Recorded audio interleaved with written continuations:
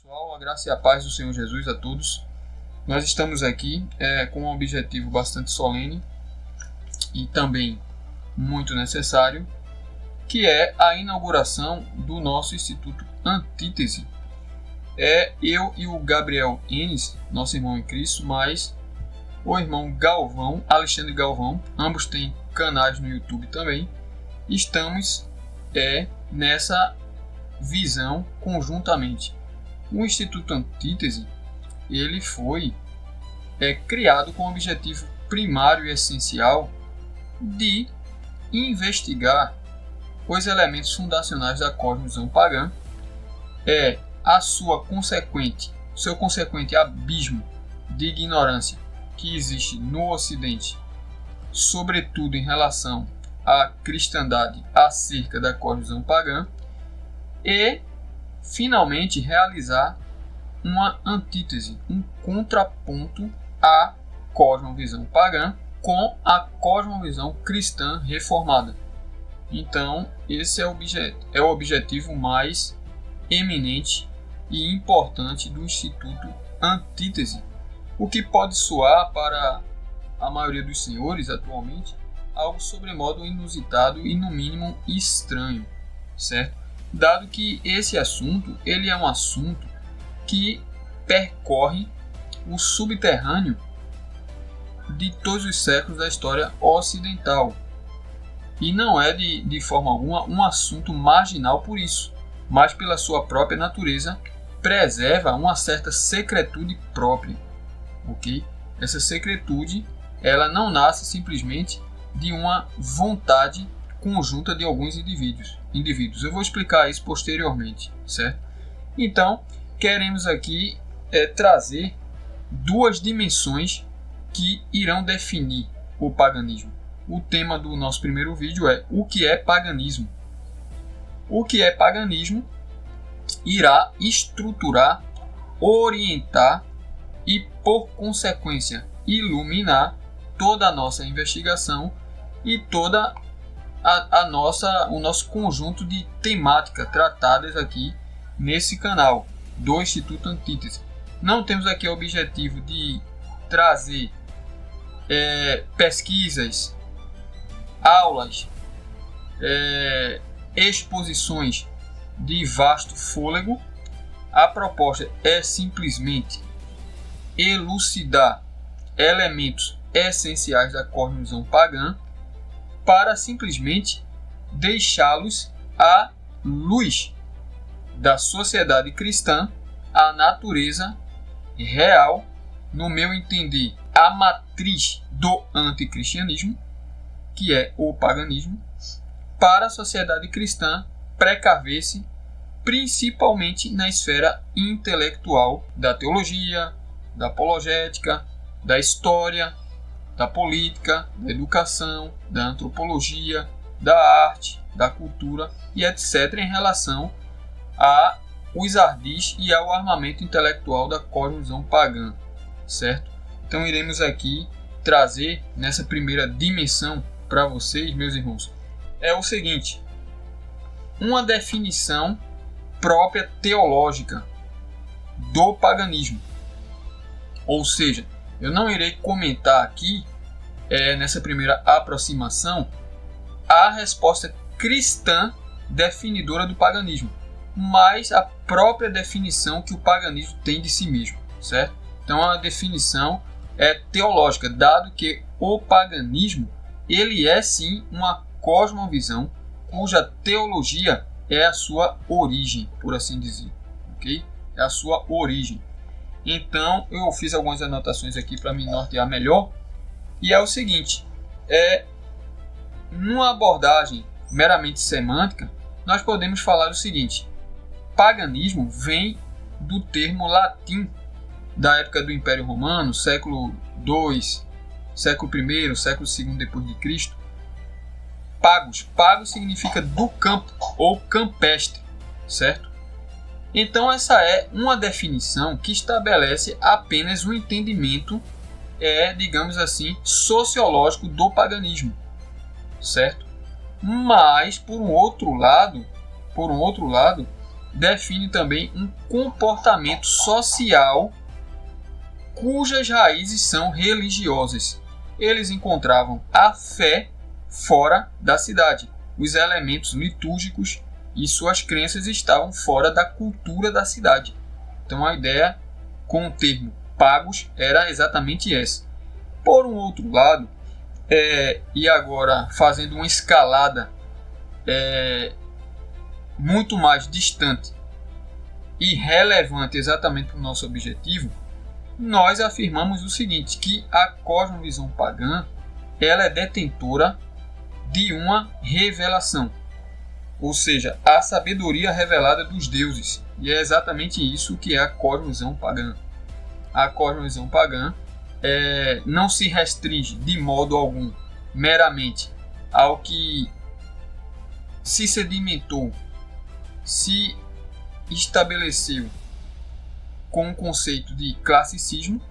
A cosmovisão pagã, ela, por exemplo, já estava em ampla formação na Babilônia Antiga, no Egito Antigo principalmente, na Pérsia, na Suméria, etc, etc.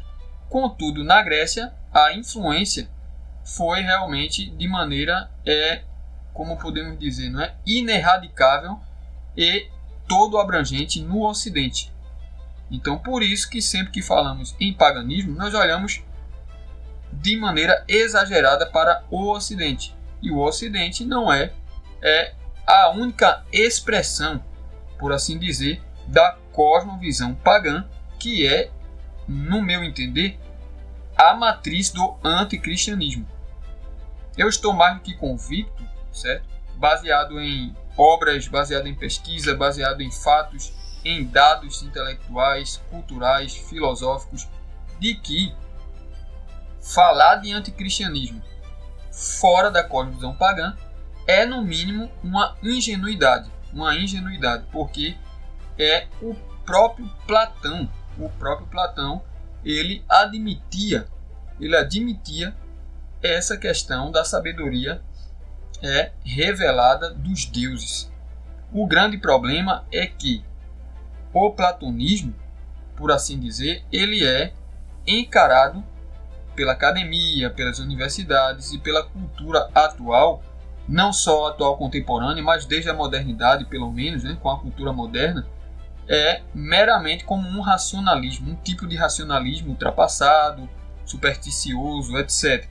No entanto, o racionalismo proposto e estruturado pelo platonismo não é um racionalismo de ordem lógico-analítica, ao olhar para os fatos científicos, geográficos, antropológicos e etc., da ordem temporal, senão que o que vivifica, o que alimenta, o que sustenta, o que anima a racionalidade platônica é, na realidade, uma sabedoria revelada, certo?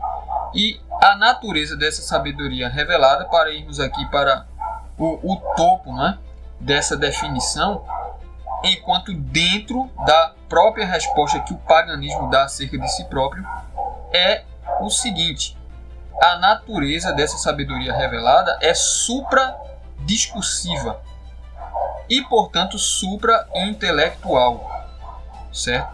Não é de ordem humana de maneira alguma. Porque, por exemplo, os pagãos intelectuais, certo? Eles tinham crenças teológicas. Eu uso aqui para comprovar o meu ponto, por exemplo, o Marcílio Fitino, certo? Que viveu ali de 1463 a 1433 a 1499. Ele foi ali um funcionário, né, do Cosmo de Médici, e ele traduziu as obras mais importantes de Platão para a Europa medieval. Então, o Fitino, ele afirma o seguinte, que no mundo antigo havia uma sabedoria das eras, havia uma tradição perene, cuja órbita e cujo fundamento máximo ele denominou de prisca teologia, teologia antiga, cujos principais representantes, na opinião de uns autores, semideuses, e na opinião de outros autores também, se não de igual peso, mas de maior peso, seriam deuses e não meros semideuses. Então o Fitino ele vai citar o Orfeu, o Platão, o Pitágoras, o Zoroastro, o Aglaufemos, que foi o mestre do Pitágoras, o Eumolpo, que foi o fundador dos mistérios eleusinos, era um rei que veio da Trácia para Atenas, e ele funda um gênus. Um gênus era uma aristocracia, digamos, sacerdotal, né? No sentido assim, mais particular, mais específico. E o Eumolpo ele vai fundar ali os mistérios eleusinos, que teve uma influência religiosa absolutamente decisiva para a história da Grécia, certo? Ali desde pelo menos ali no período de Platão, né? Contemporâneo a Platão, ao Aristóteles e assim por diante. Me parece que sobrevive até o século IV, né?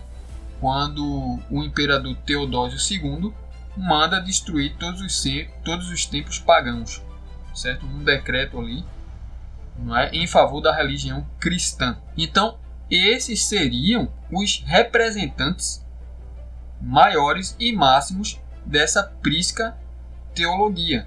O que é imprescindível citar aqui aos senhores é que existe uma substancialidade histórica decisiva para você compreender o que eu estou querendo passar para vocês nesse momento, pelo menos no nosso primeiro encontro, de que há sim uma autoridade intelectual singular e com influência totalmente inatacável e inevitável, gerindo a intelectualidade ocidental desde tempos remotos, para dizer o mínimo, certo? Então o Marcílio Fitino ele traz essa lista. Tem um outro filósofo importante também, que é o Gemistos Pleton, bizantino, que trabalhou ali na corte de Bizâncio, que foi o responsável, inclusive, por trazer o reavivamento do platonismo ali na Florença medieval, né? E o Gemistos Pleton ele também tem uma lista desses priscos teólogos, como era conhecido lá, não é? Naquela época. Então, vemos assim que existe uma espécie de aura sagrada, certo? E de uma sabedoria revelada para a crença da cosmovisão pagã. E não simplesmente como o olhar moderno, o olhar da cultura moderna, quer nos fazer crer, quer nos fazer assentir de que tudo não passa de meras mecanismos lógico-analíticos dos poderes racionais em sua amplitude, em sua digamos, engenhosidade discursiva, não é? Quer seja na filosofia, principalmente, quer seja em outras ciências ali do mundo antigo, ok? Então iremos passar aqui agora, irmãos, para a definição cristã. A definição cristã é bem objetiva. Eu digo hoje que o paganismo é nada mais nada menos do que o coração de Satanás. Satanás, para a cosmovisão cristã, é sim uma figura absolutamente real e concreta, com personalidade histórica inclusive. Para tanto, eu me baseio nos documentos do Antigo e do Novo Testamento. No Novo Testamento, a figura desse ser vai dialogar com a própria pessoa encarnada do Verbo, do Filho de Deus, o desafiando, não é? Num debate ali acerca da função e da identidade do Messias. E isso é conhecido dos senhores, isso é conhecido da igreja. Mas fora da igreja existe simplesmente uma espécie de taxação, de análise, né? E de olhar meramente mitológico. Os documentos do Antigo Testamento são acusados de se apropriar de mitologias não bíblicas, para embasar a pessoa de Satanás. E isso aí é um erro. Isso daí é um erro exegético, isso daí é um erro histórico, isso daí é um erro hermenêutico e é, sobretudo, um erro teológico, certo? Do cânon espiritual da cosmovisão cristã. Não é? Isso não é sustentado por nenhum teólogo sério. Não é? Não é sustentado por nenhum teólogo sério. De que as mitologias não cristãs embasariam, afinal de contas, as crenças cristãs da velha aliança e da nova aliança. Não é? Então, quem vai nesse caminho, por exemplo, atualmente, é aquele autor John Walton, né? Que é bastante polêmico aí aqui no Brasil já, esse posicionamento dele, que é fruto simplesmente da escola da história das religiões, sendo então o maior desdobramento, ao meu ver, do liberalismo teológico, que é também uma cosmovisão teológica, certo? Então, assim, para um segundo momento e desfechar aqui a nossa primeira fala, nós podemos dizer o seguinte, que o paganismo são as trevas da verdade. O apóstolo Paulo, no capítulo 1 de Colossenses, ele vai dizer o seguinte, o qual nos tirou do reino das trevas e nos transportou para o reino do Filho do seu amor. Trevas aqui não é um conceito meramente vulgar, popular e simplório, certo? Mas é o conceito de a arqui-ignorância. Essa arqui-ignorância consiste exatamente no fato catastrófico e sombrio de que sequer o homem não cristão ele pode desejar o conhecimento de Deus. Além dele não poder desejar, ele também não pode saber. Então é o não desejar e é o não saber, certo? Como elementos constituintes e decisivos dessa ignorância, ou dessa arqui-ignorância, sendo então mais preciso, certo? E, digamos, objetivo aqui para com os senhores. Logo, desfechando, nós temos aqui no nosso acervo, né, no Instituto Antítese, algumas obras para vos indicar e tentar aplicar um alerta muitíssimo atrasado para os perigos da cosmovisão pagã no Ocidente e principalmente para a teologia. Né? Nós temos aqui a obra do protestante aqui, Peter Jones, A Ameaça Pagã. Essa obra eu diria que é uma introdução geral fundamental, a melhor que temos em português, né, dentro da visão cristã, acerca do paganismo. Aqui ele vai tratar do neopaganismo, é verdade, mas ele trata de conceitos importantes também do paganismo antigo. Então é uma obra que deve ser lida e que deve ser, digamos assim, apreciada por aqueles que, sobretudo, fazem teologia e filosofia cristã. Uma outra obra é Epopeia de Gilgamesh, certo? Que seria justamente utilizado para nós criticarmos aqui os axiomas do mito, né? Então é uma obra muito importante, não é? Ela é conhecida como sendo o mito mais antigo, né, da humanidade. Né? E uma terceira obra, A Falsa Aurora, do cristão ortodoxo Le Pen. Essa obra aqui é leitura obrigatória, né, principalmente para líderes cristãos, e que irá iluminar, eu diria, todo o território mais importante dos desdobramentos do neopaganismo, em sua antítese ao perennialismo, por exemplo, guénoniano, não é? Então, apesar das dificuldades terminológicas aqui, eu asseguro o seguinte: essa obra ela vai simplesmente analisar a teologia, a filosofia, a cultura, a política, a educação e a geopolítica como instrumentos fundadores para uma nova consciência religiosa, certo? Então o autor aqui vai tratar, por exemplo, do episódio, né, em 1893, se não me falha a memória, ali em Chicago, nos Estados Unidos, acerca da grande reunião do Parlamento das Religiões do Mundo, cujo um dos oradores foi o Swami Vivekananda, que foi responsável aí, não bastante por esse reavivamento, né, da nova era. Né? Nova era é a face, digamos assim, pública do neopaganismo.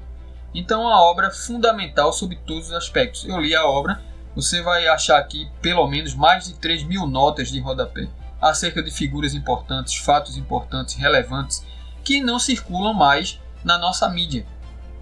Não é? Sendo a própria mídia aí também não é uma desinformante por natureza.